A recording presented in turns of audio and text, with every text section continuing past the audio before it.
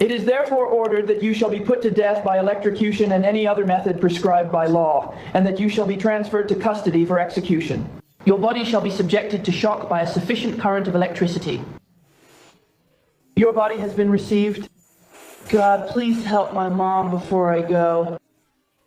Mr. Baker, please hold this pipe in the dock. Please, let me just see my mom. Please hold this pipe in. I love you.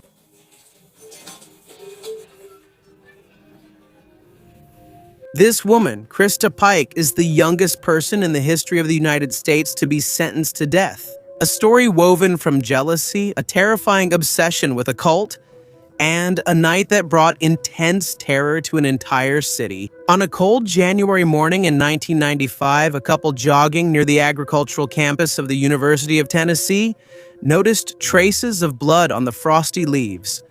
They followed it.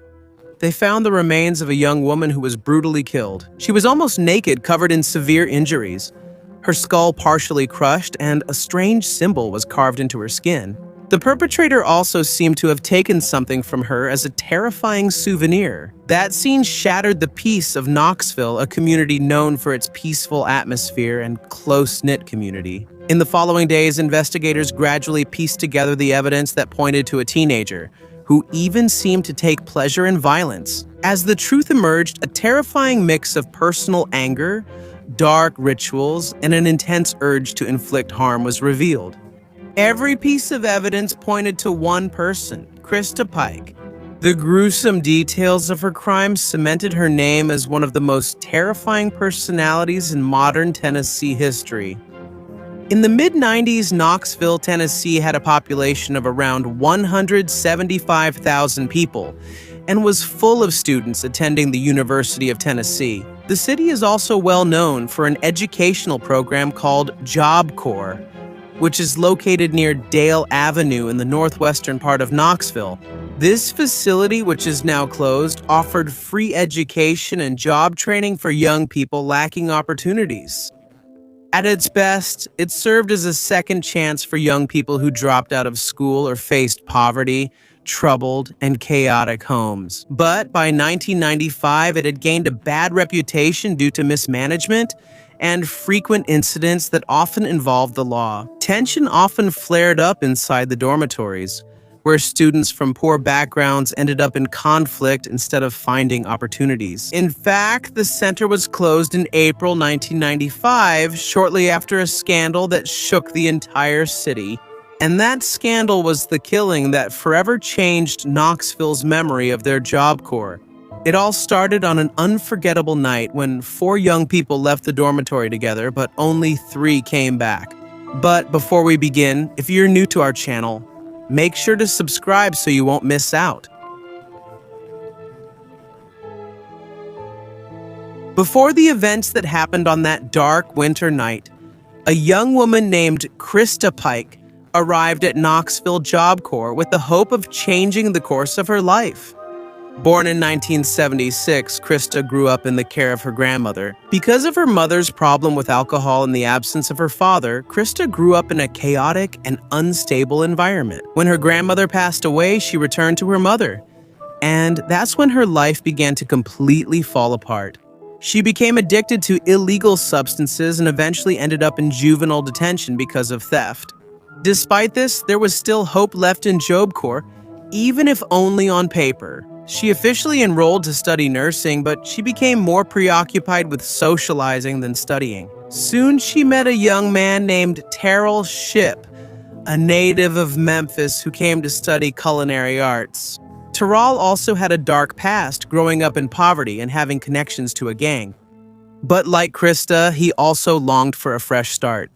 However, he carried with him a strange interest in cults, Satanism, and dark rituals. These were things that both attracted and frightened the people around them.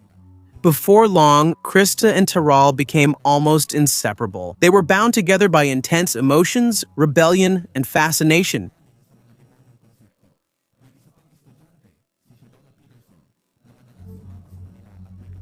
The 3 of them lived together in the Job Corps dormitory, forming a strong bond in a place that was supposed to be for life-changing opportunities. But underneath it all, jealousy and anger slowly built up, especially when another student, Colleen Slemmer, entered the picture. Colleen Slemmer was from Jacksonville, Florida. She didn't come from a troubled background, and in fact, she was a normal and hardworking student studying computer technology. But in Krista's mind, Colleen had crossed a line. According to rumors, Krista believed that Colleen was trying to seduce Taral, or ruin their relationship. Colleen strongly denied this, as did their friends who said she had no romantic interest in Taral. But despite this, Krista's friends became even more suspicious. There were reports that she confronted Colleen several times, accusing her of secretly going out at night or peeking into her room. It's not clear if there was any truth to those accusations. What is clear is that Krista was infatuated with Colleen, an obsession that would gradually drive her to extreme violence. Feeling that Colleen was a threat, Krista reportedly told her friends that she felt angry and wanted to do something about it, and all this tension exploded on the night of January 12, 1995. That night, Krista convinced Colleen to go out of the dormitory with her, Taral, and Dola, in exchange for the promise of sharing cigarettes. Around 8 in the evening, the group walked off campus toward a dark place far from the lights. And when that night ended, only 3 came back. In a secluded wooded area near the agricultural campus, Krista Pike confronted Colleen Slemmer there. The simple argument quickly turned into violence. According to statements, Krista accused Colleen of taking Taral away from her and immediately attacked her. Taral helped Krista corner the frightened victim, while Dola acted as a lookout, although the extent of his involvement is still being debated. What followed was a brutal scene. In the scene, using a box cutter, Krista repeatedly cut Colleen. Every time she tried to escape, Taral would chase after her. They prevented any hope of escape. The attack lasted for almost an hour. It was a brutal torture that became even worse when they used a piece of asphalt to crush Colleen's skull. And at its most horrifying point, a pentagram was carved into her chest, reflecting their twisted obsession with Satanism. The violence only ended when Colleen finally lost her life. But the brutality did not stop there. Krista even bragged that she took a piece of Colleen's skull as a trophy. When they returned to the dormitory, the perpetrators showed no sign of remorse. Krista even told the whole story to other students while showing her bloody souvenir. She was even dancing while happily describing the victim's final moments. According to a witness, she was dancing around in circles. While speaking, she was smiling and seemed to be enjoying herself. There were moments when she even seemed to sing La La La while recounting the gruesome incident. This kind of joy in the midst of cruelty left intense fear and shock in anyone who heard it. When Colleen's body was found on January 13, 1995, the authorities immediately began a thorough investigation. The condition of the crime scene was extremely brutal. Blood scattered on the dry leaves, clothes strewn about, and footprints were clear signs of a violent struggle. This was not an ordinary crime, even for the Knoxville police. At first, the identity of the victim could not be determined, but it was clear that the attack was personal, prolonged, and full of rage. She was repeatedly beaten and injured, an indication of intense emotion behind the crime. While investigating the scene, the Job Corps staff noticed something. Colleen did not return to the dormitory the previous night, but 3 students did: Krista, Taral, and Shadola. When the records were checked, it was found that they all left together that night. At first, that wasn't enough to make an arrest, but rumors quickly spread around the campus. Some students saw or even heard Krista showing off a piece of bone, and even bragging about a killing. The students became alarmed. They told their parents about it, and the parents immediately contacted the police. The authorities did not waste any time. On January 15, they talked to Krista, Taral, and Shadola, and soon enough, they all gave in. Each one confessed, although the details of their involvement differed. Krista was the most forthcoming. She recounted the details, information that only someone who was at the crime scene would know.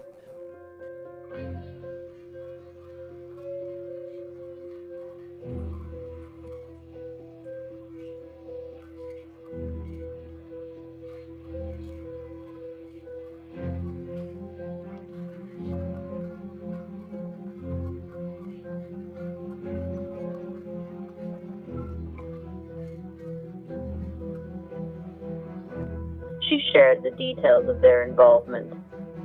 She told their involvement. When the police searched his room, they found evidence directly linking him to the crime. Most horrifying of all, a piece of Colleen's skull. In addition, items showing his obsession with the occult were also discovered, including a small shrine allegedly used for rituals. The brutal killing of 19-year-old Colleen Slemmer caused intense fear and speculation throughout the community. But the police immediately clarified this. It was not a random crime, nor was it committed by a stranger. According to the investigation, the suspects were close to the victim. And the motive? A love triangle. It turned out that both women had a connection to a 17-year-old boy. Colleen's body was found in an overgrown area, partially naked and covered in injuries. The autopsy confirmed that she was repeatedly injured with sharp objects, possibly a meat cleaver and a razor or box cutter. After that, she was also attacked on the head with a large chunk of asphalt. Public outrage erupted immediately. The media was flooded with news about the brutal killing of Colleen, especially about its alleged connection to satanic rituals. In March 1996, Krista Pike appeared in court. She was charged with first-degree murder and conspiracy to commit murder. The prosecutors presented a lot of evidence, confessions, witness testimonies, and the extreme cruelty suffered by the victim. According to them, this was not just a simple fight, it was planned. And even more horrifying, it seemed that Krista even enjoyed what she did. Shadola Peterson testified as a state witness. She revealed the tension within the group before the crime happened. And everyone was even more shocked when she said that Krista and Taral allegedly talked about human sacrifice. On the defense's side, they emphasized Krista's troubled past, her childhood trauma, mental instability, and use of illegal substances. According to them, she was emotionally unstable and was only influenced by Taral. But the jury did not believe this. After only a few hours of deliberation, she was found guilty. And after that, the sentence was handed down. After that, the sentence was handed down. After that, the sentence was handed down. Shall be subjected to shock by sufficient current of electricity. After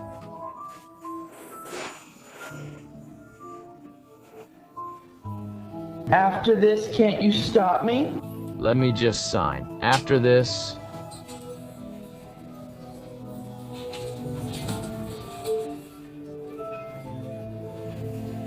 Krista Pike became the youngest woman in the history of the United States to be sentenced to death. In March 1996, she was sentenced to death by electrocution, which was the method of execution in Tennessee at that time, although lethal injection was already being considered as an alternative.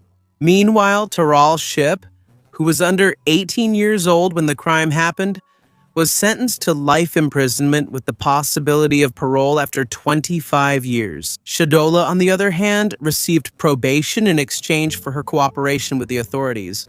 Because of the extreme brutality of the crime, many believe that justice had been served. However, the story does not end there. Even after being sentenced, Krista Pike's life in prison was far from peaceful. Her years on death row were still filled with violence and controversy. In an interview, she said, I'm 22 years old and this is it for me. And there's just so much more that I wanted to do with my life than just sitting in a room by myself 23 hours a day. I should be out going to school or working and having fun with my friends. That's my mom and my stepdad. The cat Tigger, I just love him. I love my dog Ed. We can only have these stuffed animals because others contain things inside that aren't allowed. They think we might hide something in there. Well, breakfast is at about 6:30. Then I get up when it's time to go outside and exercise. Come back in and go to the shower. He also talked about his daily life in prison.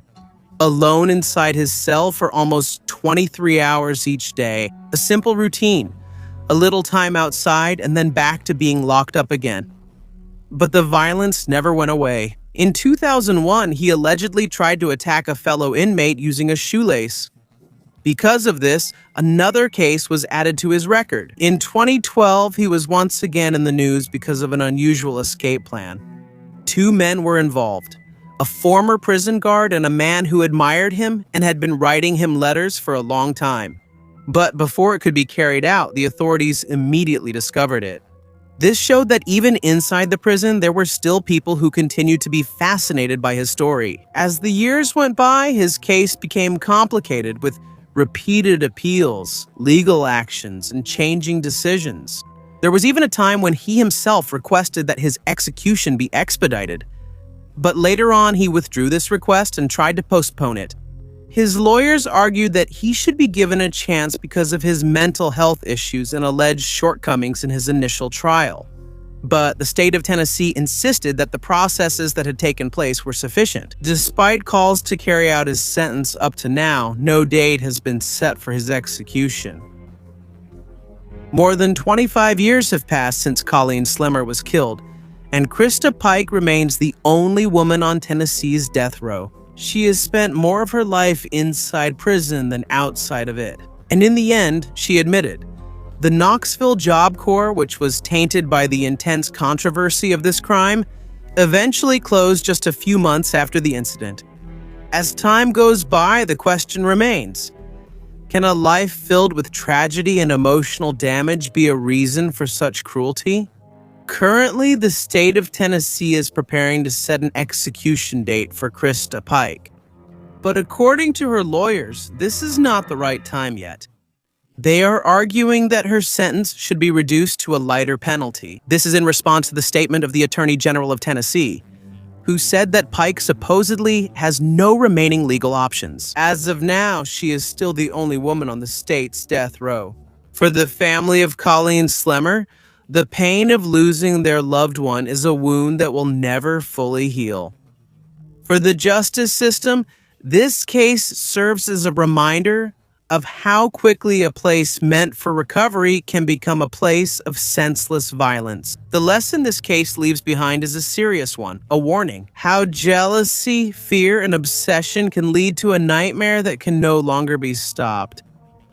It also shows that there are tragedies so intense that they divide the whole community on issues of morality, the death penalty, and the balance between justice and mercy, whatever the outcome of his case may be. The story of Krista Pike and the heinous crimes she committed will remain one of the darkest chapters in history. Thank you very much for joining us in exposing this terrifying case. If you were shocked or got you thinking, share your thoughts in the comments. Don't forget to like, subscribe, and join us for more stories that will expose the darkest sides of humanity. Together, we keep the lessons alive and make sure that the voices of the victims are never forgotten. Thank you for watching. Subscribe or follow for more stories. Thank you for watching.